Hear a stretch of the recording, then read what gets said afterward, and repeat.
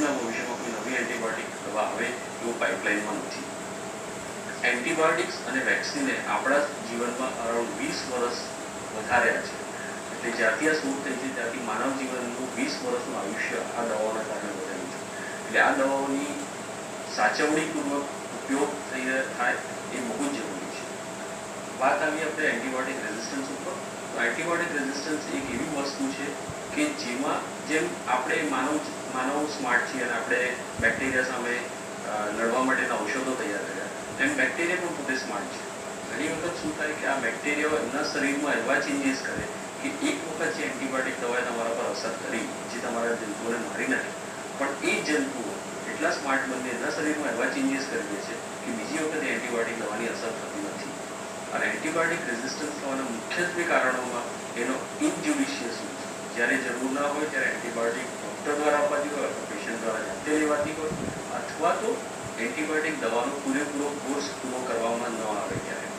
ઘણી વખત સિરિયસલી જે દર્દીઓ સિરિયસલી ઇલ હોય ને જે આઈસીયુમાં દાખલ કરવામાં આવ્યા હોય અને જેમને ભારે એન્ટીબાયોટિક દવાઓની જરૂર પડતી હોય, ઇન્જેક્શનની જરૂર પડતી હોય, એવા કેસમાં ડૉક્ટરોએ હંમેશા ભારે ઇન્જેક્શનો આપ્યા પછી એને એ કોર્સ પૂરો થયા પછી એનાથી હલકા પણ બીજા દવાઓ ફરીથી આપીને અમુક કોર્સ એનો પૂરો કરી દેવો જોઈએ, જેથી એન્ટીબાયોટિક રેઝિસ્ટન્સ ડેવલપ ન થાય. આ બહુ જ જરૂરી છે સામાન્ય જનતા માટે જાણવું કે એન્ટીબાયોટિકનો ઇનજ્યુડિશિયસ યુઝ, ન જરૂરી હોય બિનજરૂરી યુઝ તમે નહીં કરો, ડૉક્ટરના પ્રિસ્ક્રિપ્શન વગર નહીં લો અને એનો કોર્સ હંમેશા પૂરો કરો, બહુ જરૂરી છે.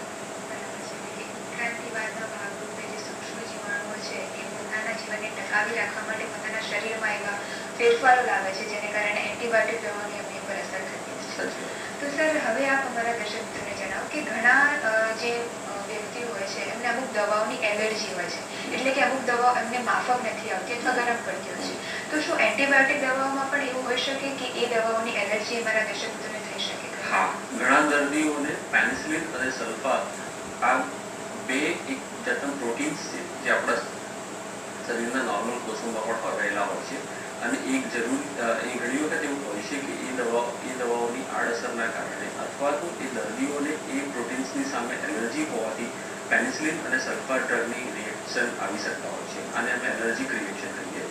જો તમને ખ્યાલ હોય અથવા તમને ખબર હોય કે તમને કોઈ દવાથી અથવા કોઈ ખોરાકની અમુક વસ્તુઓથી જો તમને એલર્જી રહેતી હોય તો એ જરૂરી છે કે તમે ડૉક્ટરને જણાવો, કારણ કે એના આધારે તમને એવી દવાઓ આપવામાં આવે તમને એલર્જીક રિએક્શન.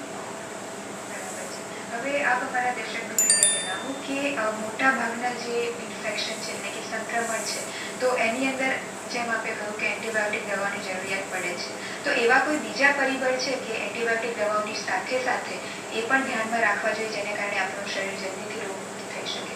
બહુ જ સરસ ક્વેશ્ચન તમે પૂછ્યો અંતરે. જરૂરી એ હોય છે કે ઇન્ફેક્શન થાય, ઇન્ફેક્શનની સાથે જેવી રીતે સપોઝ ડાયાબિટીસનું દર્દી હોય તો એનું ડાયાબિટીસનો કંટ્રોલ, એવી વસ્તુઓ જે આપણા શરીરની રોગપ્રતિકારક શક્તિઓ ઘટાડતી હોય છે એવી વસ્તુઓને ઇમ્પ્રૂવ કરવાથી પણ આપણે એન્ટીબાયોટિક દવાનો ઉપયોગ ઓછો કરી શકીએ છીએ અથવા એની ડ્યુરેશન આપણે ઓછી કરી શકીએ છીએ.